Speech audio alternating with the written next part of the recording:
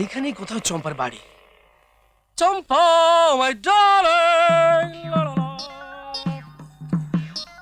Champa my darling. না, এমন করে গান গেলে কি চম্পা আসবে? এক্স্যাক্ট বাড়িটা যে কোথায় সেটা আগে লোকেট করতে হবে। চম্পা বলেছিল একটা ছোট দোকান, তার সামনে ষাঁড় বাঁধা থাকে, ঠিক তার সামনের গলি। হ্যাঁ, এই তো পৌঁছে গেছি।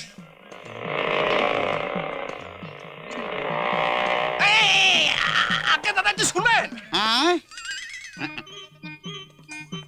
তুমি কে? আগে আমি পঞ্চানন মহান্ত। তুমি কি করো? আমি একজন পিএ। কে? শিল্প ভবনে। নাট্য শিল্প? না, মঞ্চ শিল্প? শুধু মঞ্চ শিল্পে নয়, মঞ্চ, রেডিও, সিনেমা, টিভি সবেতে আছে। তোমার টিভি হয়েছে?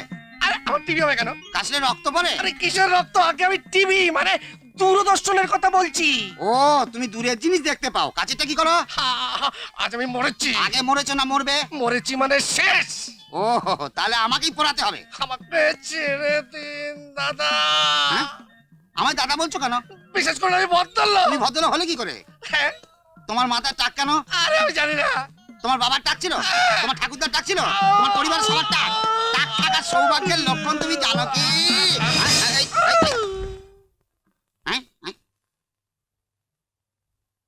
হে প্রভু! বৌমা, রাত্রে উপোস করে থাকতে নেই, যা হোক দুটো মুখে দাও। না রামু কাকা, আমার খাবার ইচ্ছে নেই। তোমাকে একটা কথা জিজ্ঞেস করব? বলো বৌমা। তোমাদের অজয়বাবু পাগল হলো কি করে? সে বড় দুঃখের কাহিনী বৌমা। ও যুবাবু যেমন বুদ্ধিমান, তেমনি পড়াশোনাতে চৌকস। কবিতা লেখা ছিল ওর শখ, দু একটা বই চেপেও বেরিয়েছিল। আমি সেই বই পড়েছি রামু কাকা, কিন্তু ওনার এমন হলো কি করে?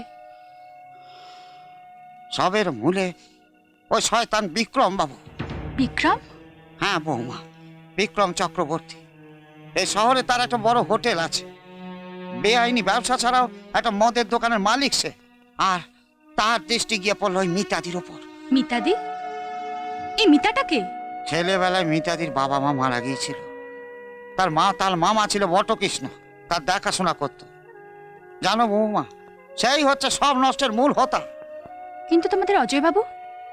হ্যাঁ বৌমা, অজয় বাবু মিতাদিকে খুব ভালোবাসতো।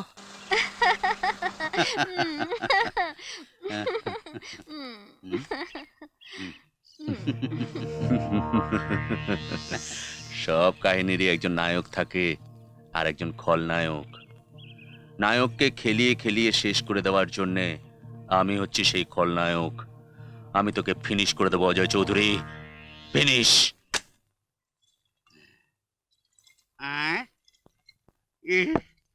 টাকা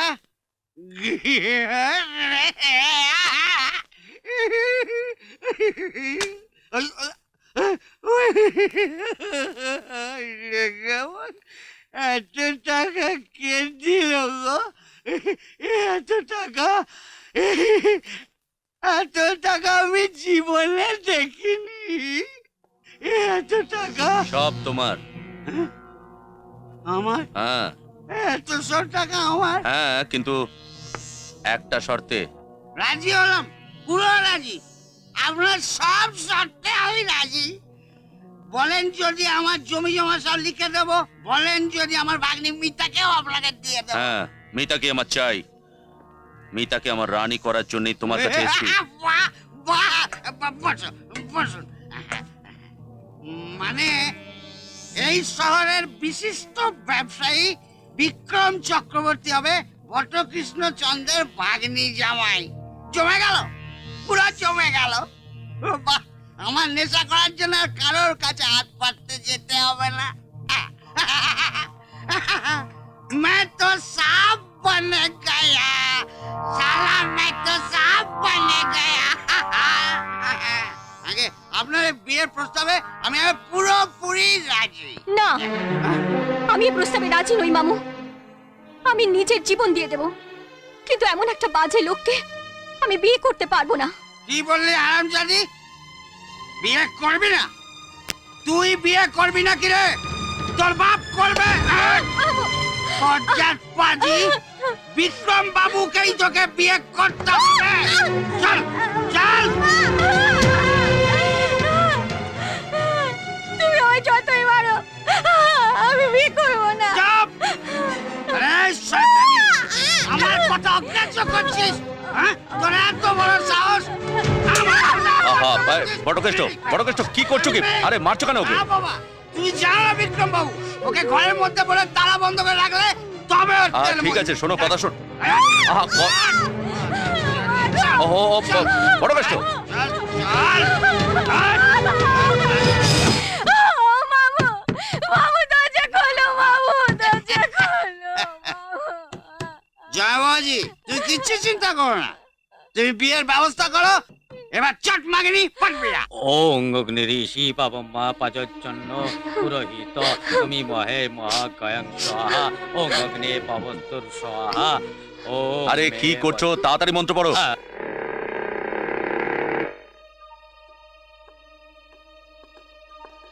অজয়দা, অজয়দা, অজয়দা, কি হলো মধু? অজয়দা, মিতাদির মাতাল মামা জোর করে মিতাদিকে বিক্রমবাবুর সঙ্গে বিয়ে দিয়ে দিচ্ছে। কোথায়? নন্দপাড়ার মোড়ের ডাক বাংলোয়। ওং ভুব স্বাহা ওং ভুব স্বাহা ওং স্বাহা ওং ভূর্ভুব স্বাহা ওং ভূ স্বাহা ওং ভূর্ভুব স্বাহা ওং স্বাহা মিতা, স্বাহা মিতা, অজয়, আমি এসছি মিতা, তোমায় নিয়ে যেতে এসছি। অজয়, আমায় নিয়ে চলো। অজয়, আমায় চল, নিয়ে চলো। আমি তোমায় নিয়ে যেতে এসছি। আমায় মিতা, চল। ওই ওঠ! ওই হা করে দেখছিস কি? মার শালাকে! চল!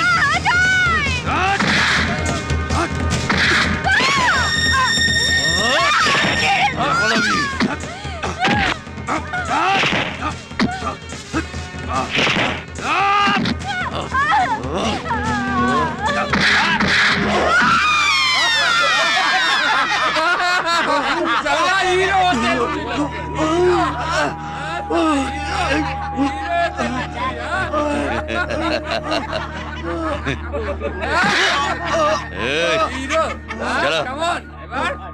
চলো। মিতা!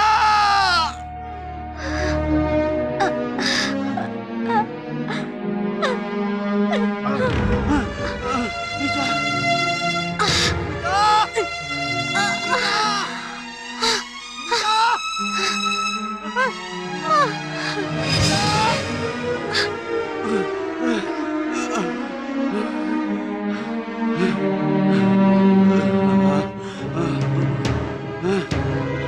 মিতা! মিতা, দরজা খোলো! মিতা! মিতা, দরজা খোলো, মিতা! মিতা! মিতা! মিতা, দরজা খোলো! মিতা, দরজা খোলো, মিতা!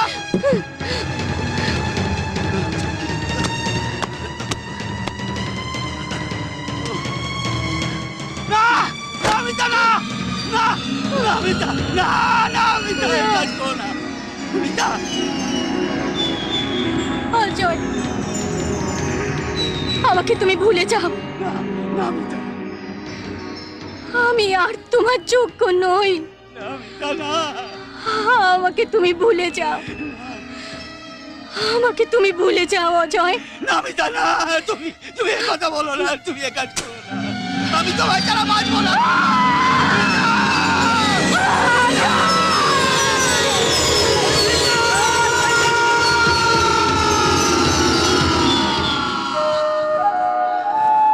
ও মা, সেই কাল রাত্রির পরে অজয় বাবুর জীবনে আর কখনো সকাল আসেনি।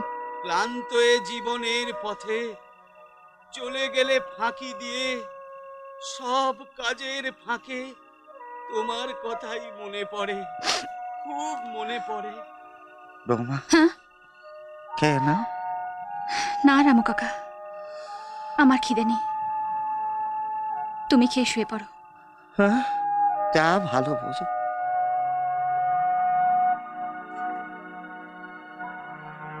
তুমি কেন বোঝো না যে তুমি বিনা অর্থহীন?